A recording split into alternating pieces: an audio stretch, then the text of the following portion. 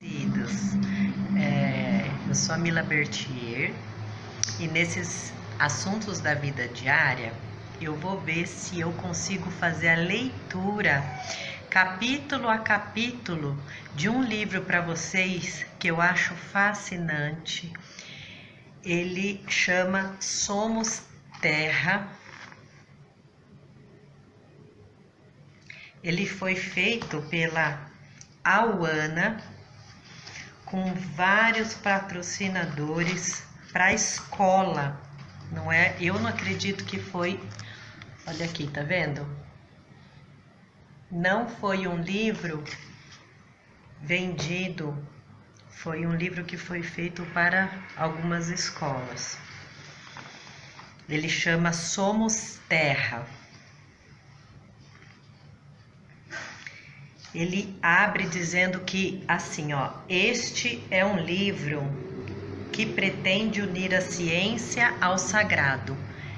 E isso para mim é de extrema importância, porque tudo faz parte de um todo e sempre nós vemos brigas seculares tentando separar essas duas coisas.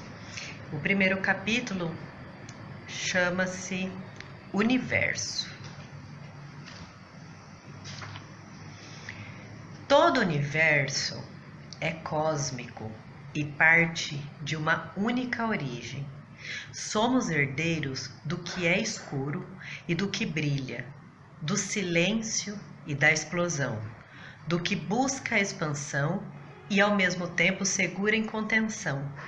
Cada estrela, cometa, galáxia, sistema, planeta e todos os microgrãos em cada pequeno planeta, por exemplo, nós humanos e a vida que nos circunda, se origina de um momento único que se deu há aproximadamente 13 bilhões e meio de anos, quando do nascimento do universo, o que popularmente chamamos de Big Bang.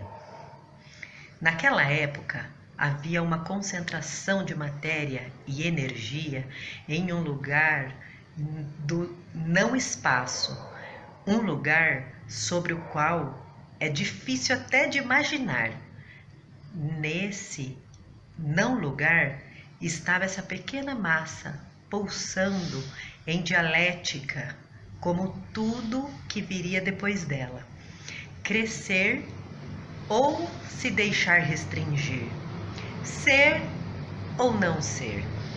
Acreditam os cientistas, era uma massa do tamanho de uma noz, mas havia nela tanta energia concentrada, e nesse pequeno aglomerado de massa e energia se concentrou de tal maneira em si mesmo que a força que mantinha aglutinado cedeu e partiu-se todo e expandiu. Dizem os cientistas, nasceu assim o universo, hoje tão imenso, de um reduzido ponto que, partindo-se de si mesmo, foi crescendo, crescendo, ano após ano, por bilhões de anos continuamente, como até hoje em constante expansão, como um peregrino sempre em frente, até que um dia perca as forças e reinicie o trajeto de volta. Esse dia ainda não está previsto no tempo. Depois da expansão primeira, pouco a pouco, as partículas que voavam se organizaram. E sim, foram crescendo outros pontos. Depois da expansão primeira, pouco a pouco, as partículas que voavam se reorganizaram. E assim foram nascendo outros pontos de matéria e energia, estrelas como nosso Sol, planetas, galáxias. Matéria cósmica se juntando, se concentrando, gerando mais explosões e explosões. E assim, o universo foi ficando cada vez mais habitado por galáxias, estrelas, planetas, nebulosas e corpos celestes. Sermos feitos do pó das estrelas é a definição de nossa essência, nossa herança cósmica. Mas, afinal, o que é uma estrela? Esses pontos bonitos brilhando no céu, para os quais levantamos nossos olhos sonhadores, são, antes de mais nada, conflito. Conflito em estado puro. Nas estrelas existe uma forte energia interna, uma fornalha incandescente que clama por extensão. Ao mesmo tempo, a força gravitacional de sua massa exerce um movimento contrário, trabalhando em contenção. Nessa luta de opostos, a estrela se equilibra, gera calor e brilha. Algo assim, um fogo atômico incontrolável clama dentro dela. Expandir, explodir. Uma força incrível das bordas contém tudo sob controle e em equilíbrio dinâmico. Esse equilíbrio entre os opostos é o que gera luz. A realidade das estrelas é a metáfora de nossas existências, vidas permeadas por conflitos, caminhar e retroceder, expandir e retrair. Desse equilíbrio dinâmico nasce o nosso brilho.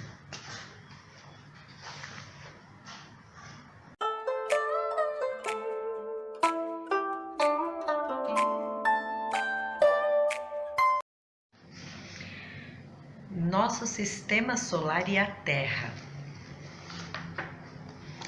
Quase 8 bilhões de anos depois desse primeiro momento, numa periferia do então gigantesco universo, uma nuvem de gases e elementos começou a se aglutinar, formando nosso sistema solar. Era apenas uma imensa nuvem de matéria voando, mas pouco a pouco os pedaços foram se juntando. A força de atração dos elementos criou o Sol e os planetas à sua volta. Entre eles, o pequeno planeta azul, esse que chamamos de Terra. Assim como a Terra gira em torno do Sol, o Sol gira em torno do centro da sua galáxia.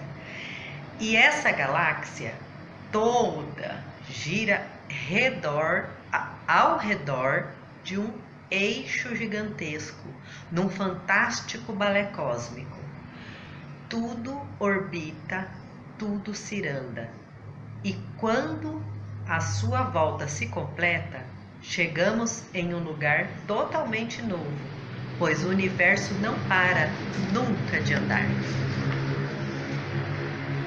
Por ora, olhemos para a Terra naquele contexto inicial. Nada mais que um cisco, uma poeira cósmica do universo. Um planeta tão imenso para nós e tão ínfimo para as estrelas.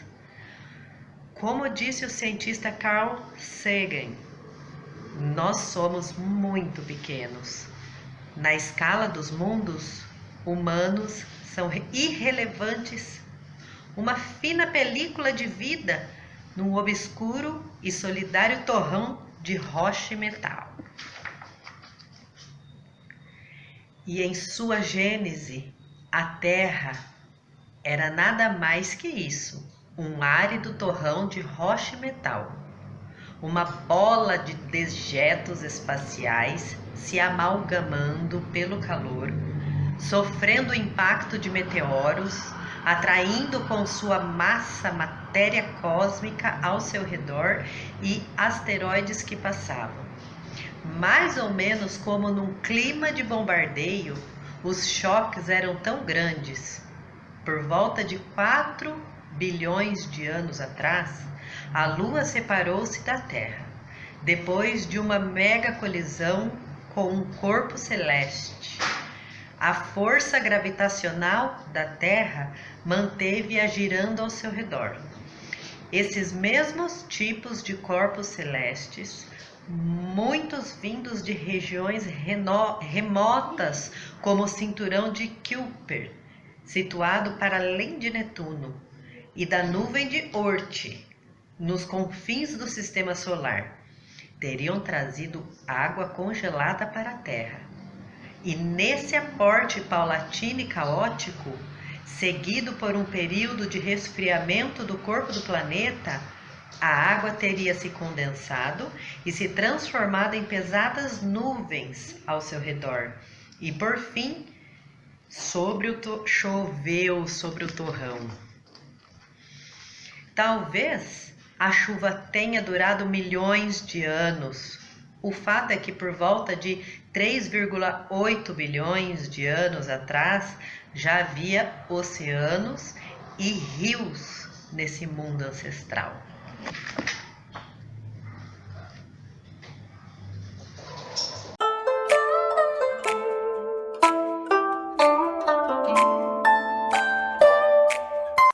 Água, ar e vida. A água acumulou-se sobre a superfície, trazida do espaço longínquo por astros viajantes ou gerada na Terra por processos químicos ou físicos que juntavam moléculas de oxigênio com moléculas de hidrogênio. A força gravitacional do corpo da Terra, mais uma pressão atmosférica e temperatura perfeitas, mantiveram toda essa água em estado líquido por aqui. Em nenhum outro planeta que conhecemos, algo similar aconteceu, pelo menos até onde supertelescópios de hoje podem enxergar. Não existe lugar parecido com a Terra. Foi realmente como se algo especial abraçasse esse nosso pequeno planeta, como se ele tivesse sido criado para ter as condições favoráveis à vida. Registros mostram que os mares iniciais eram vazios de vida e a atmosfera era irrespirável por volta de 3,8 bilhões de anos atrás. Talvez, visto do espaço, o planeta sequer fosse azul. Pois foi a vida que coloriu a Terra, milhões de anos mais tarde. Então, Paleomares, algo aconteceu. Da reunião de moléculas da química do ambiente, começaram a surgir formas unicelulares muito primitivas, com presença de metabolismo e excreção. Era o início da vida que surgia com as microscópicas cianobáceas e outras similares. Multiplicando-se rapidamente, as cianobactérias mudariam para sempre o destino do nosso planeta. Há indícios que elas tenham surgido nos mares primordiais por volta de 3,5 bilhões de anos atrás. Por razões inexplicáveis, essa micropresença de vida tinha como metabolismo a retirada da atmosfera do dióxido de carbono, abundante em herança no planeta, incandescente, devolvendo para o meio ambiente oxigênio.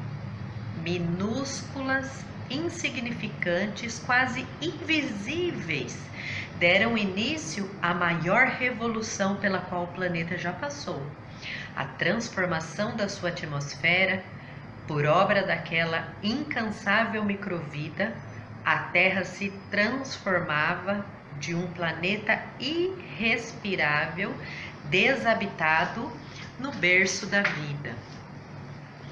Essas criaturas produzem e utilizam quase toda a mistura de gases daquilo que chamamos atmosfera e estão sempre alimentando-as com novas remessas. Essa atividade de seres vivos sempre mantém a atmosfera no equilíbrio exato para que a vida na Terra continue. Os seres vivos, por exemplo, produzem 4 bilhões de toneladas de oxigênio novo todo o ano para compensar o uso e a perda. Na verdade, a atmosfera da Gaia é mantida com 21% de oxigênio o tempo inteiro. Um pouco mais de oxigênio e incêndios começariam por todo o planeta. Mesmo em grama molhada, um pouco menos e nós, junto com todos os outros seres que respiram oxigênio, morreriam.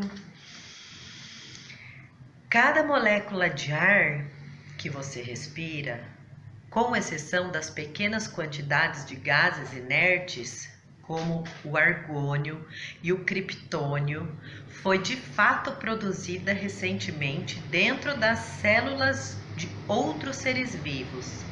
Desse modo, a atmosfera é quase que o resultado total da produção constante de gases por organismos.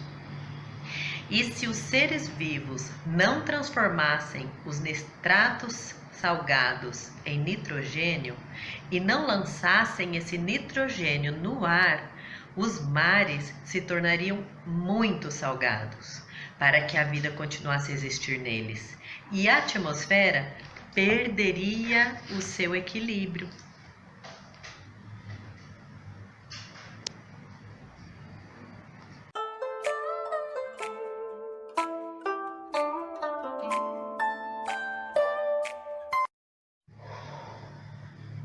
Heróis da vida. Nós humanos aprendemos a qualificar de importantes somente as coisas que somos capazes de perceber, que nos saltam aos olhos. Com isso, deixamos de nos maravilhar com seres e eventos, ora muito pequenos, ora muito grandes, para nossa percepção. Alguns companheiros são essenciais para a manutenção da vida na Terra.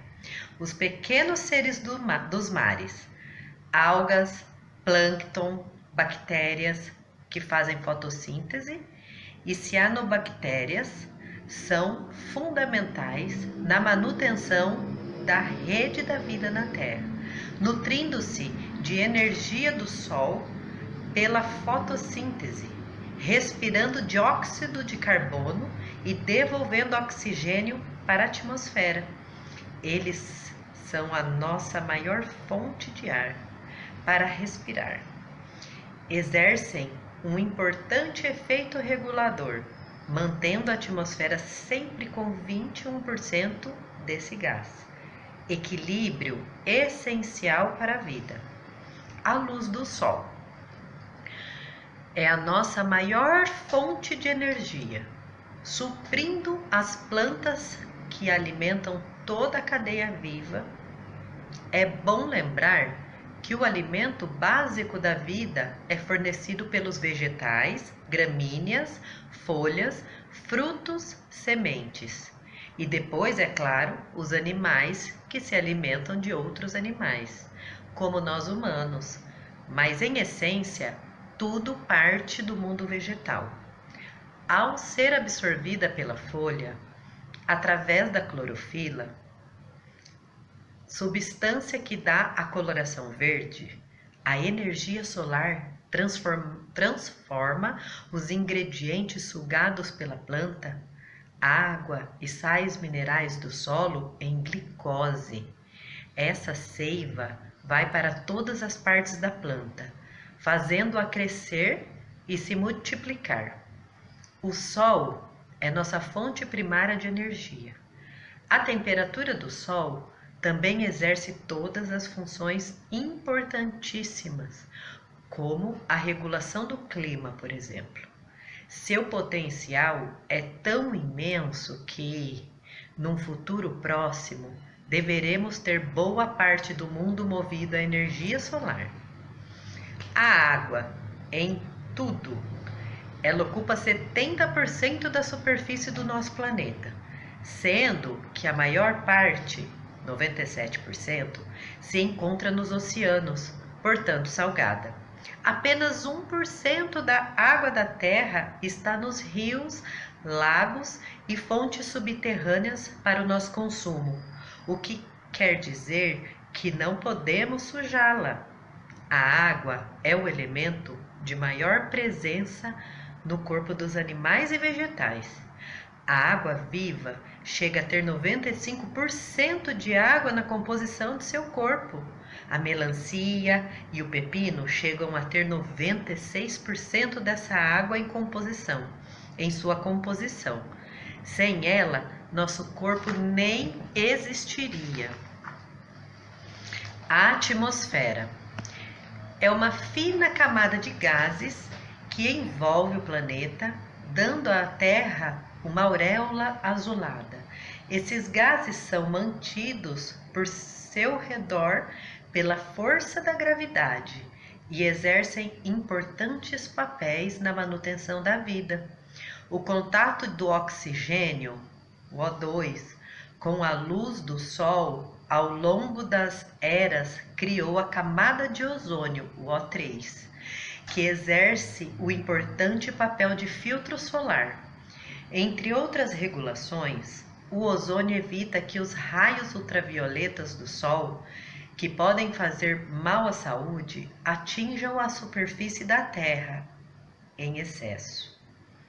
Os insetos, principalmente as abelhas, se encarregam da disseminação do pólen pelo planeta, povoando a Terra de verde e de vida. As abelhas têm um importante papel nessa tarefa, incansável de polinização, sendo hoje responsável pelo sucesso agrícola de inúmeras culturas. As folhas, elas criam o solo. Quando ainda fixas as plantas, operam a fotossíntese, ou seja, a conversão de energia luminosa do Sol em energia de crescimento para o planeta. Quando caem as árvores, continuam a serviço da vida. Servem de alimento às microvidas que está no solo e que metaboliza rapidamente, criando ainda mais solo, para mais plantas poderem se alimentar e crescer. Sem folhas, não há solo, não há verde, não há vida. As gramíneas foram as primeiras formas vegetais a cobrir o planeta e têm uma grande importância na manutenção da vida. Primeiro, elas pouco a pouco criaram o solo e com suas raízes o fixaram, impedindo que fosse arrastado pela água e pelo vento. Onde existem gramíneas, não há desertificação.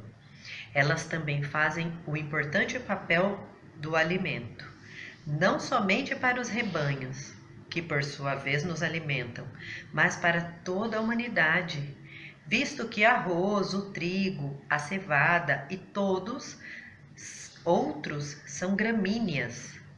É importante neste momento que estejamos mais atentos para perceber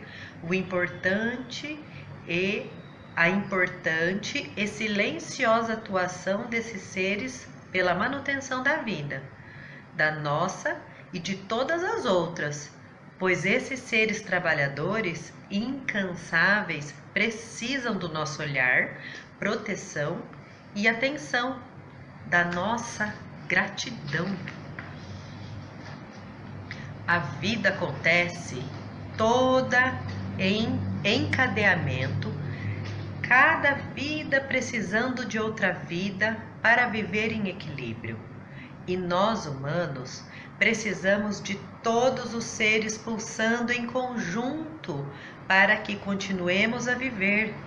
No encadeamento das vidas, quando algum elo é quebrado, o problema ambiental podem ficar imensos.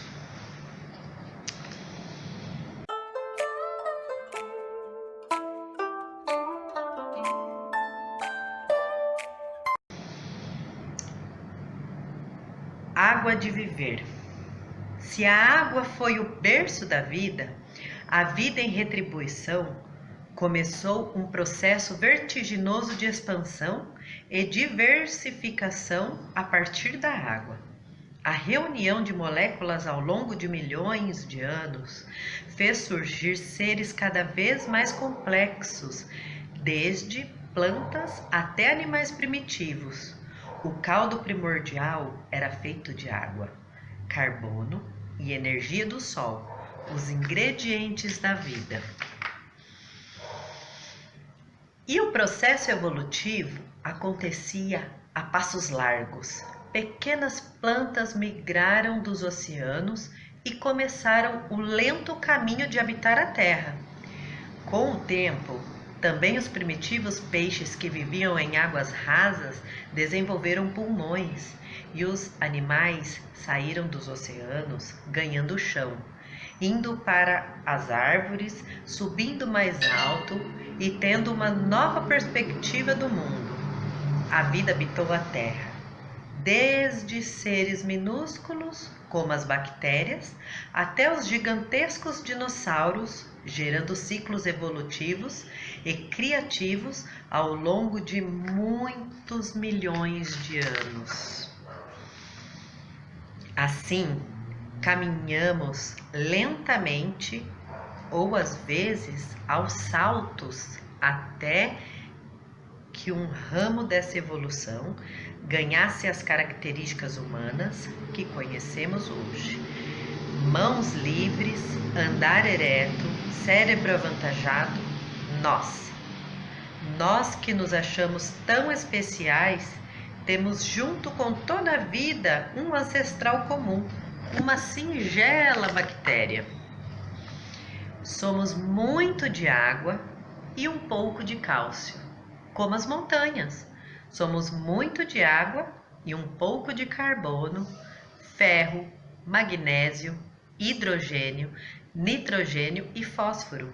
Por mais que nos vejamos como diferentes, nosso corpo é semelhante em composição ao corpo do planeta Terra. A água é a essência mais profunda da vida. Está presente não apenas em 70% da cobertura do planeta, mas em cerca de 70% do corpo de cada animal vivo. Mas, afinal, o que são as águas? De onde elas vêm? Por que razão assumem tantas formas diferentes, como vapor, líquido e gelo? As águas são as grandes guardiãs da vida. Olham e cuidam de tudo. Estão sobre a crosta da terra, na forma de rios e oceanos, navegam pelos rios, criando um fluxo de umidade, estão nos corpos de cada ser vivo. Vejam seu movimento quando querem enxergar mais a distância, se sutilizam, sobem ao céu, viram nuvens. Lá do alto é possível olhar a beleza da obra que criaram. Estabelecem uma conversa nas alturas, às vezes flautas, às vezes tambores. A vontade de voltar da água é a chuva que cai. Às vezes cai sereno, às vezes se atira em tempestade. E quando ela cai na terra, nada a impede de seguir seu caminho. Conduz alimento pelo solo, irriga a possibilidade do plantio, trazendo para cada grão da terra os micro-organismos que a decompõem e a fazem fértil para as sementes. Quando a gente sente o cheiro da terra molhada, não é bem a terra, não é bem a água, é a vida dos micro-organismos que a água sustenta ali. É a vida que cheira ativa pela água. Água sempre é a mesma água, desde o início dos tempos, num ciclo contínuo e amoroso com o planeta, sempre e incansavelmente percorrendo cada corpo, cada fresta, cada chão e cada céu. A chuva, o riacho, o carvalho, o orvalho, brilhante nas plantas, os pingos fortes de verão, a névoa misteriosa do inverno, a imensidão do oceano, as lágrimas que carregam emoções, tudo é água que faz a vida fluir. A água que sonha é nuvem, a água que se recolhe é gelo, a água que a gente colhe é chuva, a água que a gente fere é poluição. Lá no Japão, um estudioso começou a fotografar os cristais congelados de águas nas mais diversas situações e localidades. A água, quando trazida ao estado sólido e depois vista pelo microscópio, forma cristais, cada um diferente do outro. O Dr. Masaru Emoto pôde observar que os cristais das águas puras eram lindos e os das águas poluídas muito desorganizados. Continuou suas experimentações, passando a tocar músicas, escrevendo e dizendo palavras para as águas. Músicas e palavras de amor criaram cristais bonitos.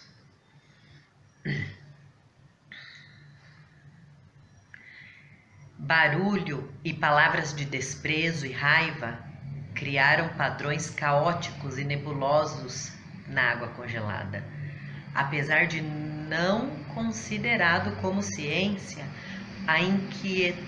o inquietante trabalho do Dr. Emoto sugere que possamos estabelecer um diálogo com a água em todo o planeta e, no mínimo, dizer a ela obrigado. Vista em toda a sua resplandecente beleza, contra a profunda escuridão do espaço, a Terra parece extremamente viva. Essa impressão da vida é real.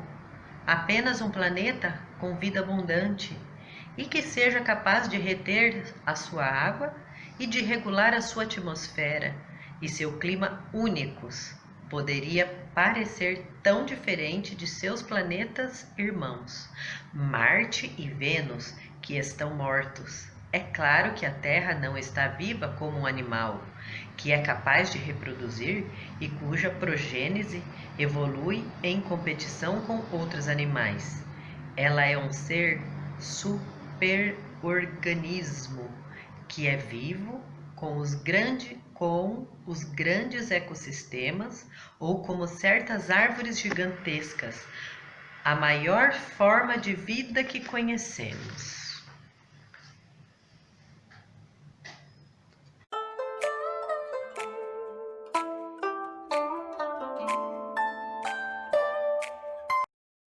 O uno no todo, o todo no uno.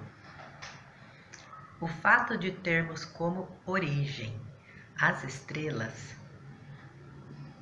uma origem comum a todo o universo, cria padrões comuns de construção. Os olhos dos satélites e telescópios, ou mesmo os dos microscópios, nos mostram desenhos que se repetem universalmente, assim na Terra como no céu. Encantadora é a estampa da vida. Dentro de pequenas estruturas, como o nosso corpo ou o corpo dos animais e plantas, habitam mundos, como se fossem ecossistemas inteiros. É o nosso planeta corpo. a estrutura de um bambu e as células da microscópica planta aquática são parecidas. Elodea canadensis. A natureza repete suas formas construtivas bem-sucedidas. Incrível! Vistos do céu, os continentes se acendem à noite e o circuito neural das sinapses se acendem em nosso cérebro. A nebulosa gira em espiral muito longe no céu, semelhante à estrutura espiralada da begônia. Dunas de rios amazônicos têm a mesma música dos detalhes de um microcogumelo. A vegetação aquática neste rio se estrutura nos mesmos moldes que percebemos através do microscópio dentro da nossa pele. Micro e macro se igualam. A casca de uma árvore se mimetiza com a organização das células do intestino de um rato. Deveríamos buscar na natureza esses padrões construtivos perfeitos para criar as nossas cidades e prédios. A teia da vida. As plantas, no decorrer da evolução, também saíram das águas e ganharam raízes, conquistando pouco a pouco a crosta seca da terra e criando, em consórcio com ela, o solo que possibilitaria mais vida a seguir, tirando sua energia dos raios do sol, criando sua massa física a partir dessa energia, o que chamamos de fotossíntese, e deixando como presente o oxigênio. As plantas se alastram como verdadeiros tapetes de algas para fora dos mares. Isso por volta de 1,5 bilhão de anos atrás. Desenvolveram-se mais tarde as gramíneas e plantas com vascularização simples, como as samambaias, cerca de 400 milhões de anos atrás, e foram pouco a pouco ganhando porte na disputa pela luz solar. Por volta de 200 milhões de anos atrás, num mundo já verde de florestas que se disseminavam pela dispersão das sementes, aconteceu um fato marcante: o surgimento das flores. As plantas precisavam atrair os insetos para sua proliferação. Então criaram esses mecanismos de cor, sabor e perfume que hoje chamamos de flores. A flor oferece sua beleza e seu néctar, em troca, é polinizada para a continuidade da reprodução. Assim, num processo onde uma vida ajuda a outra, mais e mais florestas e plantas de flores foram se espalhando pela terra. Os animais, o vento, as águas que arrastam as sementes e, mais tarde, os humanos, em suas plantações, se encarregaram de espalhar a vida vegetal pela terra, num encadeamento de colaborações. É o que chamamos de interdependência. Essa inteligência que permeia todos os processos, desde o início da vida, sem algas e plantas, não teríamos o ar que respiramos. Sem as plantas, não teríamos o alimento. Sem os animais, as plantas não teriam sua dispersão. tudo acontecendo em encadeamento como numa orquestra perfeita. Uma vez, um morador da floresta amazônica me disse, tocando uma castanheira: essa árvore me ajudou a criar a minha família. E, apontando para uma seringueira, mais além, continuou: essa árvore me ajudou a comprar remédios quando meus filhos precisaram. Para ele, as árvores não eram apenas sombras, tampouco lenha, nem apenas frutos, sequer a beleza. Ele era grato por elas serem as suas companheiras de jornada. Lá na África distante, uma ativista política e ecológica chamada Wangari Maathai plantou no Quênia, junto com outras mulheres, milhões de árvores. Wangari foi presa e ameaçada. Riram das mulheres plantadoras e as ameaçaram, mas elas conseguiram reviver suas terras, onde já não havia mais água, nem lenha para os fogões, nem solos bons para plantar. As árvores talvez sejam as nossas maiores aliadas neste momento, quando temos de unir forças para resgatar o equilíbrio ambiental da Terra. Ali, paradas e entregues, elas operam uma revolução silenciosa, trazendo de volta as águas, recriando o solo com suas folhas caídas, refrescando o ar, provendo alimento. Sem árvores, só nos resta o deserto. Do mar para a nuvem, da nuvem para o rio, do rio para o mar, e no ciclo da água, a vida. Tudo ciranda, tudo orbita, num ciclo contínuo. Hoje alimentamos, amanhã seremos o alimento. Assim é a vida. Algas e plantas expiram o oxigênio e nós vivemos dele.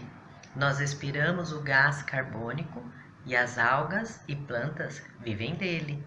Não podemos viver uns sem os outros. Da árvore vem o fruto, que alimenta o animal, que dispersa os frutos, que faz nascer mais florestas, que propicia a vida de mais animais. A gramínea, que é o alimento dos animais, o animal, que é o nosso alimento. Nós todos que somos o alimento da terra.